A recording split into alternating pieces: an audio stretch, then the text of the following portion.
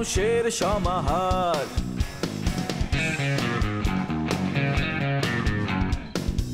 ভেতর আর বাহিরে চলছে উৎসব অপেক্ষার।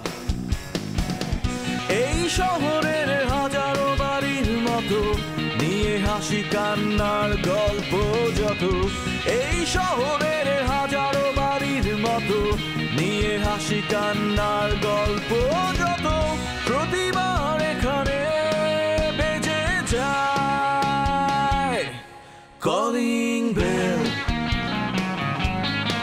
কলিং বেল,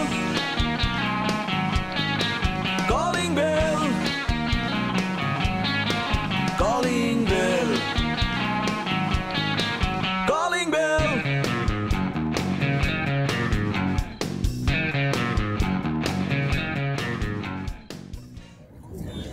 আপনি সারাদিন কি করেন বলুন তো? কি করতে আপনার ভালো লাগে? ভাই সকালবেলা ঘুম থেকে উঠে আমি খুব আরাম করে নাস্তা খেতে আমার খুব ভালো লাগে। তারপরে মানে দুপুর হলে খুব মজা করে ভাত খাই। তারপর ভাত খাওয়ার পরে কি করি ভাই জানেন? আমি 2 ঘন্টার একটা হালকা ভাত ঘুম দিই, যা আরাম লাগে। তারপরে বিকালে ঘর থেকে বেরোই, একটু সামনে গিয়ে একটা রেস্টুরেন্ট আছে, ওই রেস্টুরেন্টে গিয়ে শিক কাবাব আর নান রুটি খাই, যা ভালো শিক কাবাব। তারপর ভাই আমি তো ডায়েট করতেছি তাই না, এজন্য আমি খুব কম খাই রাত্রেবেলায় আমি শুধু 2টা রুটি আর সবজি খাই। এই যে মান্না তো আমাকে প্রায় পুশ আপ করাচ্ছে, শরীরটা কমাইতে হবে না ভাই? কমাইতে হবে। এগুলো কি কাজ ভাই? মানে যা কিছু করা হয় সেটাই তো কাজ, মানে ক্রিয়া মানেই তো কর্ম। শোনেন, আপনার একটা কথা বলছি। এক মোটা লোক এক ডাক্তারের কাছে গেছিল, যা বলছে, ডাক্তার সাহেব আমি তো চিকন হইতে চাই, কি করতে হবে? তো ডাক্তার সাহেব বলছে যে প্রতিদিন রাতে আপনি রুটি খাবেন। ঠিক আপনি যা করেন। তারপর মোটা লোকটা ডাক্তার সাহেবকে কি বলছে জানেন? ডাক্তার সাহেব, রুটি কি আমি রাতে খাবারের পরে খাবো না আগে খাবো? আপনি আমাদের বলেন তো, আমাদের কাজটা কি বলেন তো? ভাই আমাদের কাজ তো সিন্দাবাদের মতো, আপনি সিন্দাবাদ আর আমি ডিম। আর ও কি? ও সোলজার। আমরা কি করি? আমরা যারা অসহায়, যারা দুর্গত, যারা টাকা উদ্ধার করতে পারে না, ওদের টাকা আমরা উদ্ধার করে দিই, আমরা ওদের পাশে দাঁড়াই। এটা তো একটা সেবা। সেবা আমরা তো একটা হাসপাতাল দিয়ে বসছি না, আর আমরা চলবো কেমনে? হ্যাঁ, আচ্ছা বাদ দেন। আচ্ছা আপনি আমরা বলতো, আপনার দিকে কেউ ভয় পায়? ভয়? জি ভাই পায়। মানে আমি যেখানে থাকি আর কি, নিচতলায় একটা ছোট্ট কিউট পাপি ডগ আছে, আমাকে দেখলে কিউ করে পালায়া যায়। আমি বুঝতে পারি যে সে আমাকে ভয় পায়। ওই ছোট্ট কিউট পাপি ডগটা কিউ করে পালায় যায় কেন জানেন? হ্যাঁ, ওই পাপি ডগটা, কিউট পাপি ডগটা আপনাকে দেখে, তাকে দেখে আপনার মতো হাতির মতো একটা শৈলজন্য রূপে পরেও থেদলায় যাবে, তাই কিউ করে পালায় চলে যায়। কোনো জীবজন্তু আপনাদের ভয় পাক এটা আমি চাই না। আমার দরকার মানুষ আপনার দেখে ভয় পাক। একটা জেব্রা, একটা হাতি, একটা জিরাফ আপনার ভয় পেলে আমার লাভ কি? আরে আপনারা দেখে একটা ছোট মানুষ থেকে শুরু একটা বুড়া মানুষ পর্যন্ত হাসে, হাসিগুলো আমার গায়ে এসে লাগে। আপনি চলেন কার সাথে? পারভেজ আমিনের সাথে। আমার নামের একটা ওয়েট আছে, একটা ওজন আছে। এইসব এই ফর্মাল প্যান্ট গেঞ্জি আর এই সার্কাস্টিক টুপি এগুলো বাদ দেন, চেঞ্জ করেন। মানুষ আপনার দেখে ভয় পাই দেবে, ভয়। ঠিক আছে, রেসপেক্ট করবে, সম্মান দেবে, সমীহ করবে। ভাই অনুমতি দিলে একটা কথা বলতাম। আমার মনে হয় তোমার চেঞ্জ হওয়া দরকার। চেঞ্জ মানে বাইরের মুভিতে দেখো না ভিলেনরা কেমন কাট দেয়, ছাটাই চুল, ছোট ছোট কাট, ক্লিন শেপ, একটা রিবনের গ্লাস। হ্যাঁ, এখন কি খারাপ নাকি অনেক? না ভাই, তুমি তো এখন ওই ছোট এলাকাতে নাই, তুমি তো এখন রাজপথে। রাজপথে? তুমি যে হাঁটবা রাজার মতো। তুমি যখন হাঁটবা তখন রাস্তাতে শব্দ হবে তোমার বুটের, টক টক টক টক। ভাই মানে আমি কি পড়তে পারি ভাই? মানে আমার পোশাকটা কি হতে পারে? আপনি ব্যাক ব্রাশ আর পাঞ্জাবি পরে। ভাই নিচে কি পরবো? এই যে ভাই ফর্মাল প্যান্ট পরতে মানা করছে তো, নিচে পরেন পায়জামা একটা লুঙ্গি পরেন। পায়জামা পরেন, দেখেন আমার ফাইসা ফুইসা না যায়। ভাই আমি তো দর্জির দোকানে গিয়ে কাপড় অর্ডার দিয়ে বানাইতে হবে, আমার তো রেডিমেড পাওয়া যাবে না। আমি দর্জিরে বলবো আপনারা ফোন করতে, আপনার সাথে কথা বললাম মানে আপনার থেকে ইনস্ট্রাকশন নিয়ে আসে বানাবো। আমি কি দর্জি নাকি? আমরা ফোন দিতে পারবো।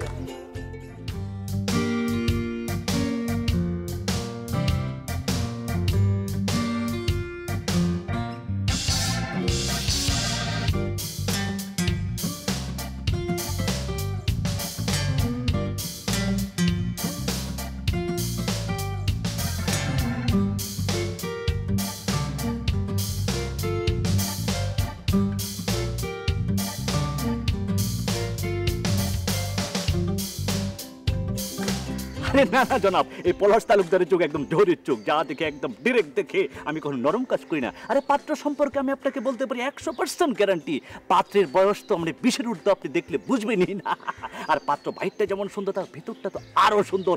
8 গ্রাম তল্লাটে খুঁজেও এইরকম পাত্র এই যে কঠিন বাজারে আপনি পাবেন না জনাব। আমি আপনার জন্য খুব যত তাড়াতাড়ি সম্ভব পাত্রের সঙ্গে সাক্ষাতের ব্যবস্থা করে দিচ্ছি।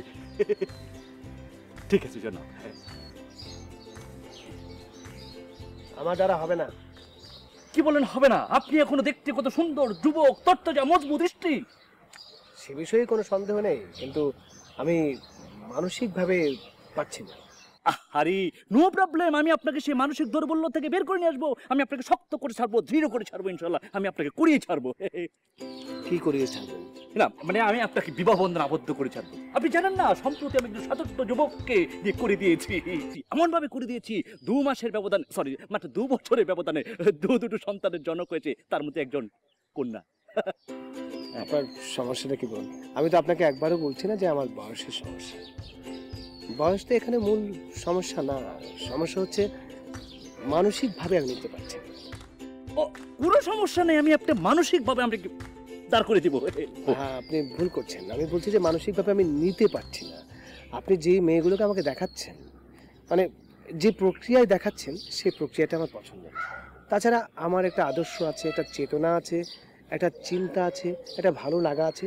ও কোনো ব্যাপারগুলো এই মেয়েটির সাথে যাচ্ছে না। মেয়েগুলোকে দেখে উল্টা বলতে পারেন যে আমার চোখ খোলা হয়ে যাচ্ছে, চশমা পরেও আমি ঠিক পরিষ্কার দেখতে পাচ্ছি না। কোনো চিন্তা নয় ব্রাদার, আপনাকে সেই ঘোলাটের খোলস থেকে আমি টেনে বের করে নিয়ে আসবো। সমাজের প্রত্যন্ত জায়গা থেকে কুটে কুটে আমি নারী দেখবো, আপনার জন্য আমি আদর্শ নারী বের করে আমি নিয়ে আসবো। এটা হচ্ছে পলাশ তালুকদারের চ্যালেঞ্জ 100%। আমি আপনার জন্য বললাম, আপনার মতো আদর্শ নরের সঙ্গে কিভাবে আদর্শ নারীর সঙ্গে মিলন ঘটাতে হয় আমি ঘটিয়ে দিব ইনশাল্লাহ। ঘটনাটা আমাকে ঘটাতে দিন, আপনি তো অনেক ঘটিয়েছেন, দয়া করে আমাকে ঘটাতে দিন। আপনি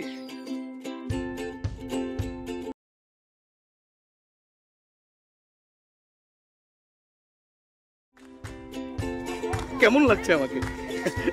নতুন পাঞ্জাবি পায়জামা ভালো লাগছে না আমাকে? সুন্দর লাগছে না? ঠিক আছে। আচ্ছা ভাইয়া, আমি তো আপনাকে অনেকবার ফোন দিলাম, যখন আমি মানে পাঞ্জাবি পায়জামা বানাতে গেলাম, আমার কাছে কিছু মাপ চাই, আমি তো মাপ জানি না। আপনাকে ফোন দিয়েছে, আপনার ফোন বন্ধ। তারপর বলে লেস লাগবে কি লাগবে না, সেটাও তো মানে আমি বুঝতে পারলাম না। আপনি যখন আপনাকে ফোন দিয়েছিলাম, আপনি ফোন বন্ধ করে রাখছেন। তারপর ভাইয়া গেলাম সেলুনে গিয়ে চুল ব্যাক ব্রাশ করলাম। তখন বলে কি যে কোন জেল লাগাবেন, মানে হলুদ জেল, লাল জেল, সবুজ জেল, সাদা জেল, নীল জেল, কত জেল। আমি তো ভাই এগুলো কখনো ব্যবহার করি নাই। তা আমি পড়ে গেলাম বিপদে। তখন আমি আবার আপনার ফোন দিলাম, আপনি আমারও ফোন ধরলেন না। আর আমি কি করবো? আমি বললাম যে ঠিক আছে সাদা জেল লাগাও, কারণ চুল যদি সাদা হয় তাও হোক, কিন্তু যদি লাল নীল বেগুনি হয়ে যায় কেমন লাগবে ভাই? অদ্ভুত লাগবে না? ভাই ভালো লাগতেছে না আমাকে? কেমন লাগতেছে ভাই? ঠিক আছে, কিন্তু গুদাম খোলাকে ভাই আমার তো ওজন অনেক বেশি, কাপড়ের ওজন অনেক বেশি, আর জীবনে তো এসব কাপড় পরি নাই, পরছি গেঞ্জি। তাও যদি হাতা কাটা হইতো শরীরে কিছু বাতাস ঢুকতো, এইগুলো খোলা রাখছি একটু বাতাস ঢুকবে, একটু ঠান্ডা হবে, এই জন্য ভাই। নাই, কি নাই ভাই? ওরকম লাগে না ভাই আমাকে কি সংগ্রামী নেতার মতো লাগে না? যেই নেতারা এক ডাকে 100 যুবক মোটরসাইকেল নিয়ে চলে আসবে, যেই নেতা হাত দিলে হাজার হাজার মানুষ মিছিল করবে, যেই নেতা যদি মাইকের সামনে যখন দাঁড়াবো আমি, যখন আমি বলবো সংগ্রামী ভাই বোনেরা আমার, হাজার হাজার লোক হাত তুলে করতালি দিবে, বলবে টিঙ্কু ভাই, টিঙ্কু ভাই, টিঙ্কু ভাই। আমাকে সেরকম নেতার মতো লাগে না। না, আমি নেতা হতে পারবো না। না, আপনার মাথায় যদি একটা মুকুট আর একটা রুমাল দেওয়া হয়, আপনার জামাই রাখবো। আর না তুই তুমি পারবে ভাবেনের মতো ছোট ছোট চুল ক্লিন শেপ আইতাছে দেখবা আমি চেষ্টা করবো ভাই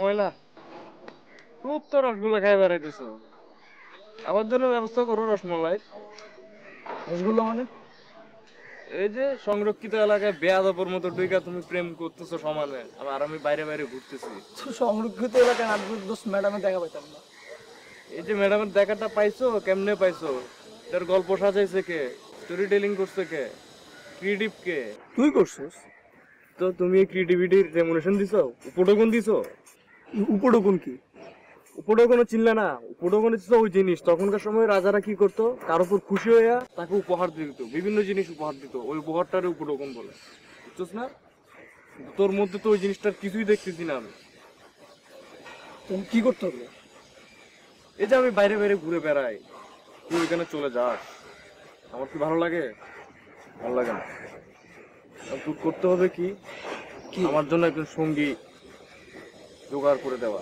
মানে তোমার গার্লফ্রেন্ড আছে তুতুল না ফুতুল তুতুমুর কথা বলবি না এমনিতে মোটা আরো মোটেছে যে রিক্সায় বসলে আমার এইভাবে বসতে হয় তুতুম ফুতুম হবে না আমাকে আমার মতো স্লিম সুন্দর একটা চিকন চাকন মেয়ে রাখবে সুন্দর বেয়াদব টাইপের বেয়াদব সবাই খুঁজে ভদ্র সুন্দর তুই তুই অভদ্র দিকে কেন ধরেছিস এটা আসবেও খুব সহজে যাবেও খুব সহজে শোন ভালো মেয়ে হলে হবে কি দুনিয়ার মিথ্যা কথা বলবো সে যখন জানবে তার মনে কষ্ট পাবে না তুই চাস একটা মেয়ে মনে কষ্ট পাক একটা ভালো মেয়ে মনে কষ্ট পাক তার চেয়ে ভালো একটা খারাপ মেয়েকে কষ্টের উপর কষ্ট দিয়ে আমরা এতে হবে কি সে আরো মজবুত হবে তোর মতো হারামি আমি জীবনও দেখি নাই হারামি টারামি কিছু না দোষ এখন তুই আমার জন্য কি করবি কর আমি কি করবো তুই আমার জন্য কিছুই করা লাগবে না ম্যাডামের একটা ছোট বোন আছে আমি দেখছি ওটা হলে আমার হবে ওই এটাই ছিল মেইন কথাটা তুই এটা প্রথমে করলে তুই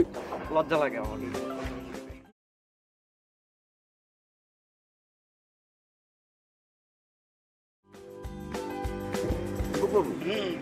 একটা জিনিস লক্ষ্য করেছে বল আগে আমরা যখন আসতাম 10-15 বছর আগে পার্কে পাখির কোনো অভাব ছিল না পাখির আওয়াজে আমরা ঠিকমতো কথাই বলতে পারতাম না অথচ এখন দেখেন ওই যে দেখেন গাছ খালি ওই গাছ দেখেন একটা পাখিও নেই আর এটা মনে হয় মরে গেছে পাখি সব গেল কোথায় আসলে গাছই তো নেই গাছ না থাকলে পাখি কোথায় পাবেন ওরা বসবে কোথায় না না না না না গাছের সংকট তো অন্তত এই পার্কে নেই এখানে হাজার হাজার গাছ আছে কিন্তু পাখি তো নেই হ্যাঁ ওই যে টুং টুং টুং টুং করছে আর ওই যে কাকা করছে কত কাক? এটা ভালো বলেছেন আরে বাবা কাক তো হলো আমাদের নাগরিক পাখি আপনার গাছ থাকুক না থাকুক কাক থাকবে কাকা করবেই কিন্তু কাক দিয়ে তো আপনি আমাদের এই যে আমাদের প্রথাগত যে পাখিগুলো আমরা সারা জীবন দেখে এসেছি ঘুঘু দোয়েল টিয়া ময়না ওই দোয়েলের কথা বলছিলাম আপনি বলুন দোয়েল হচ্ছে আমাদের জাতীয় পাখি ঠিক কি না কিন্তু এই দোয়েল পাখি আপনি আজকের জেনারেশনের যাকে জিজ্ঞেস করবেন যে বাবু বলো তো দোয়েল পাখি দেখতে কেমন ও বলতে পারবে পারবে না আমি নিশ্চিত ওকে দোয়েল পাখি চেনানোর জন্য ওই যে আমাদের দোয়েল চত্বরে একটা বড় দোয়েল বানানো আছে ওখানে বসিয়ে বলতে হবে বাবা দেখ এটা হচ্ছে আমাদের জাতীয় পাখির দোয়েল আচ্ছা ভাই আপনি সম্পূর্ণ ঠিক কথা বললেন না এখনকার জেনারেশন মানে এই বাচ্চা কাচ্চারা পাঠ্যপুস্তকে তো দোয়েল পাখির ছবি দেওয়া আছে সেই ছবি থেকেই তো তারা চিনে যাবে জাতীয় পাখি তবেই হয়েছে পাঠ্যপুস্তক দেখে যদি আমার জাতীয় পাখি চিনতে হয় তাহলে বাবা ওই পাখিটাকে জাতীয় পাখি করে আমার লাভ কি তার চাইতে আমি তো বলবো যে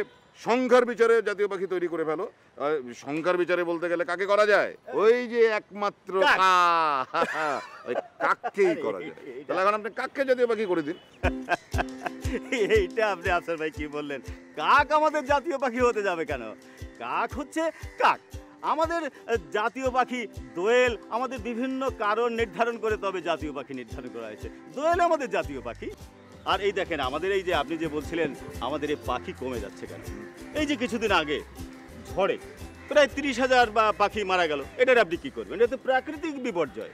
আরে বাবা, প্রাকৃতিক বিপর্যয় তো সেটাও তো মানুষের সৃষ্টি, আপনার আমার সৃষ্টি। হ্যাঁ। আপনি অকাতরে বৃক্ষ নিধন করে যাচ্ছেন, গাছ কেটে যাচ্ছেন, পাহাড় কেটে যাচ্ছেন, তাহলে কি হচ্ছে? পরিবেশের ভারসাম্যটা নষ্ট হয়ে যাচ্ছে। পাহাড় যেই পানিটা আটকে রাখার কথা ছিল সেটা আটকে রাখতে পারছে না, চলে যাচ্ছে, একটা মরুময়তা তৈরি হচ্ছে। আবার গাছ যে আপনি কেটে যাচ্ছেন, কি হচ্ছে?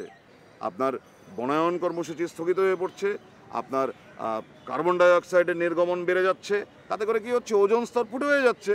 আর তাইতে করে এই যে হঠাৎ হঠাৎ ঝড়, হঠাৎ হঠাৎ টর্নেডো, হঠাৎ হঠাৎ বৃষ্টি, হঠাৎ হঠাৎ বন্যা, সাইক্লোন, এগুলো লেগে আছে। এগুলো থামাতে হবে তো। বুঝলাম তো আচ্ছা সাহেব, সবই বুঝলাম, কিন্তু এই সমস্যা থেকে পরিত্রাণের উপায় কি? আমাদের এই পাখিকুলকে কিভাবে বাঁচানো যায় আপনি একটু বলুন তো। ভেরি সিম্পল, সচেতন হতে হবে। কিন্তু আমি মনে করি আসলে যারা ইতোমধ্যে জেনে গেছে যে গাছ আমাদের বন্ধু, পরিবেশ আমাদের বন্ধু, বৃক্ষ নিধন করা অপরাধ, তাদেরকে নতুন করে সচেতন করে কোনো লাভ নেই। আপনাকে বোঝাতে হবে অনাগত ভবিষ্যৎকে, অর্থাৎ গর্ভবতীর মায়ের গর্ভে যে সন্তান আসছে সেই সন্তানকে বোঝানোর জন্য আপনার মাকে প্রথম সচেতন করতে হবে। মাকে যদি আপনি সচেতন করতে পারেন তাহলে কি হবে? তার গর্ভস্থ সন্তানের মধ্যে জেনেটিক্যালি সেটা ভাইব্রেট করবে, এবং দেন বাচ্চা জন্মের পর একদম শিশুকাল থেকে তাকে পরিপূর্ণভাবে পরিবেশ সচেতন করে গড়ে তুলতে হবে। তারপরে স্কুল আছে, কলেজ আছে, বিশ্ববিদ্যালয় আছে, পর্যায়ক্রমিক ধারায় যখন এই আজকের শিশু পূর্ণাঙ্গভাবে পরিবেশ সম্পর্কে সচেতন হবে, দেখবেন আমাদের পরিবেশ বিপ্লব সেদিনই ঘটানো সম্ভব।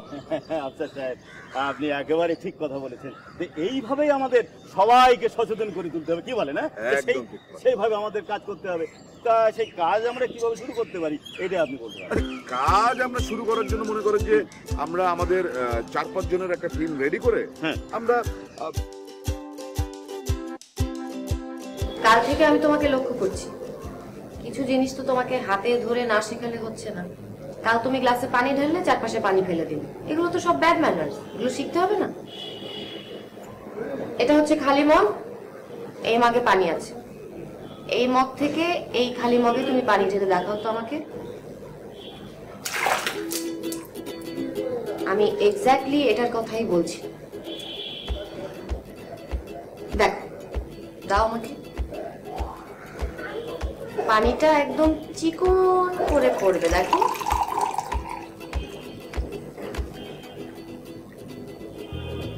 এবার তুমি এভাবে ঢেলে দেখাও তো আমাকে।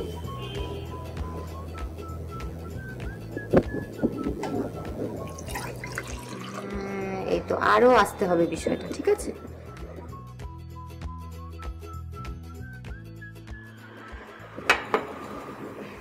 চায়ের কাপটা নাও।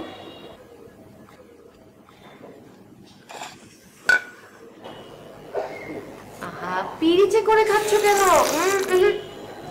পিরিচে করে না, পিরিচ রাখো, চায়ের কাপ থেকে চা খাও।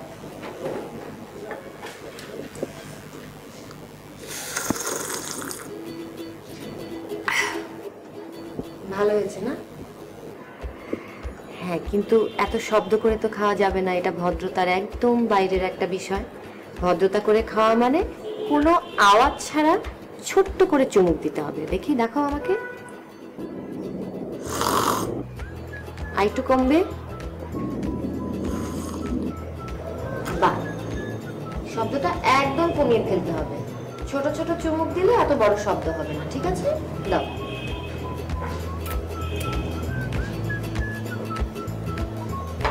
এবার এগুলো গিয়ে রেখে এসো, আর মেঝের পানিটা পরিষ্কার করতে হবে। যাও, রাখো।